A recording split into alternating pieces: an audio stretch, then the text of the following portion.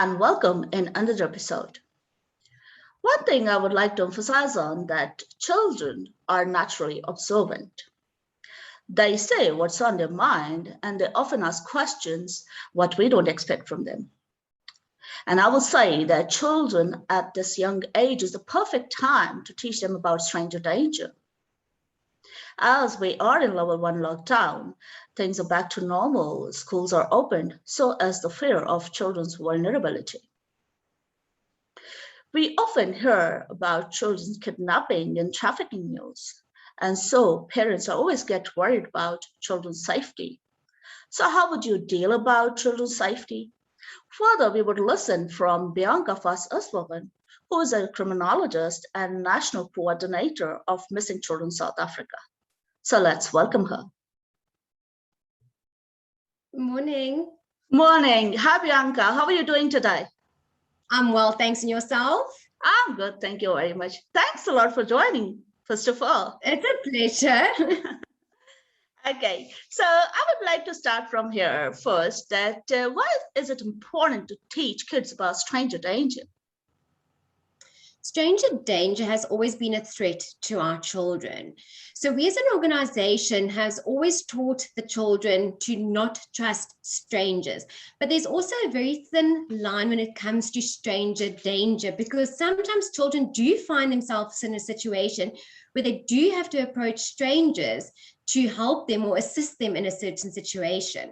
So we always teach them that they need to know who they can go to when they need assistance. For inside a shopping mall, go to a shop where someone is in uniform that actually works in that particular shop, or a security guard in uniform. But not only do strangers pose a threat to our children, but we have seen an increase in cases where the perpetrator is actually known to the child, either a family friend, family member, or community member. So we need to educate our children on that safety too. Okay, so what do you think that from which age should you teach about stranger danger to children? Children are very clever. So the quicker we teach them at a young age, they will actually absorb that information and implement that during the rest of their life and as they grow up. So the quicker we can educate them, the better, and especially from a very young age, so they can take that forward with them. Right. How can you teach children about stranger danger with using facts, but instead of fear? Yes, that's also a very fine line, because we don't want to implement fear in our children, but we need to teach them how to keep themselves safe.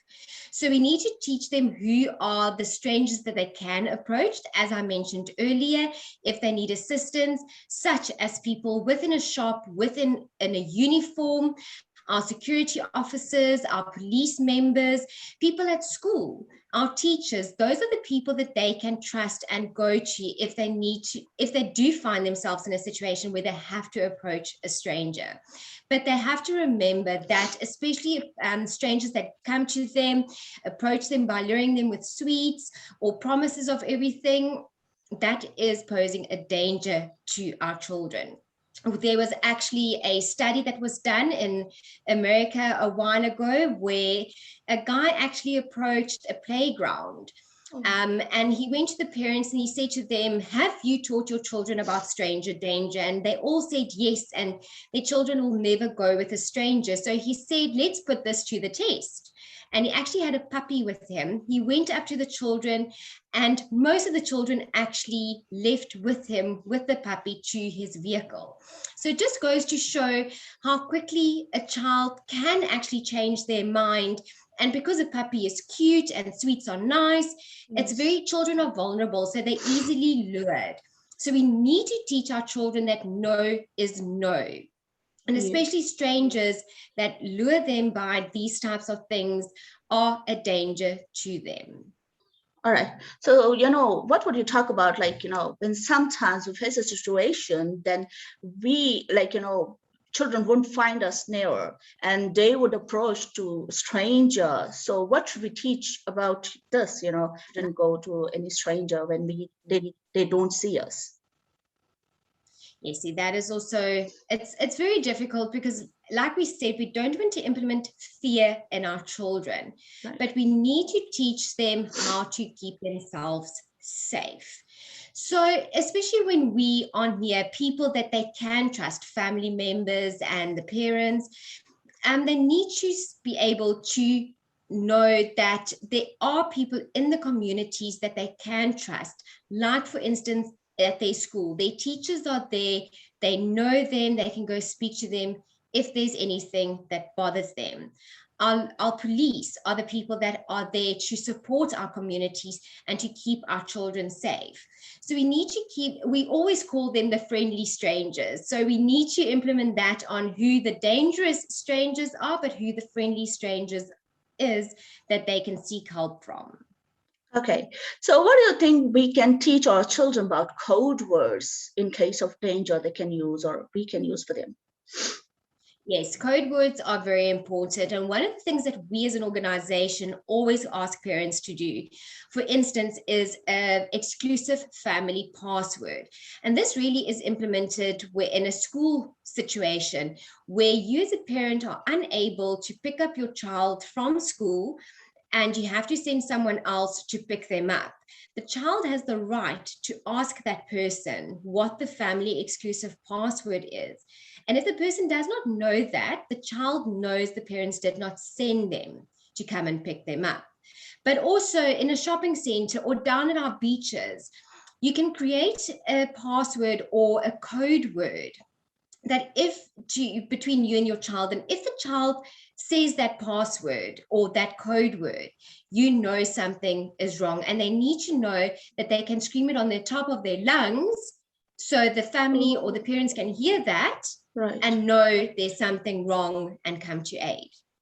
Okay, so like in case, of course, that we are reaching to the festive season, and you know that what extra measures we can take, and especially for this more alarming situation, as for festive season, to be more cautious. Yes, festive season is always our busy season, and especially down at our beaches and our shopping malls.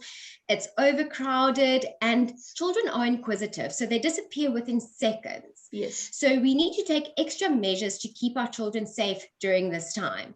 For instance, what we always teach our parents is that when going to a shopping mall or down to our beaches, especially with very young children, make sure that you dress them in brightly colored clothes so they're easily spotted in a crowd of people. Okay. Teenagers always stay in a group of friends, never go anywhere alone, especially our public restrooms. Then we also need to teach our children an emergency number, who to contact should they find themselves in a situation that they should not be in.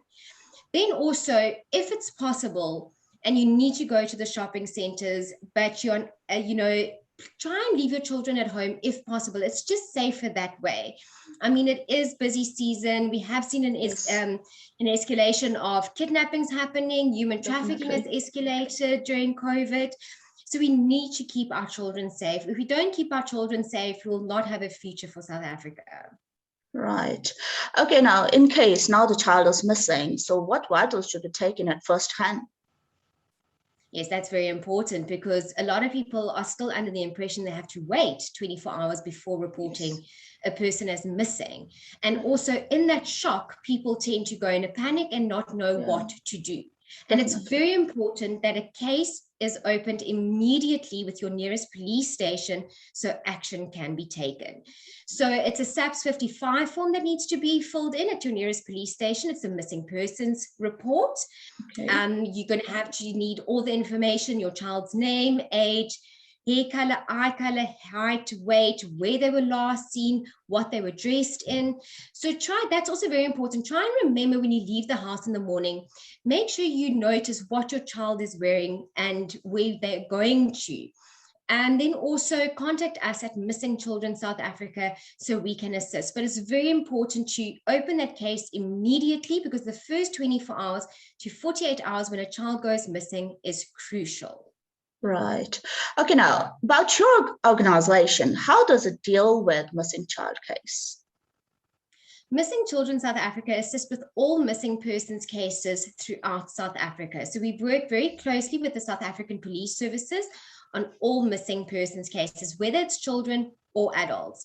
So what we do as an organization, as soon as the case has been opened, the case has been reported to us, we create a flyer, we distribute it on all our social media networks, we get that flyer out as far and as wide as possible.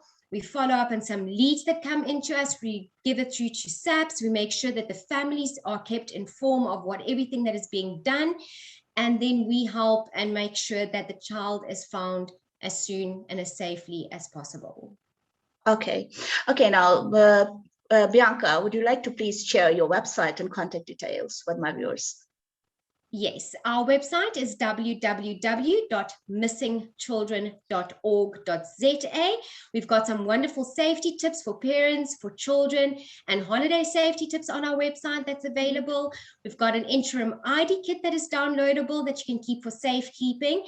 That is basically almost like the form that I mentioned to fill in when you find yourself in an emergency situation.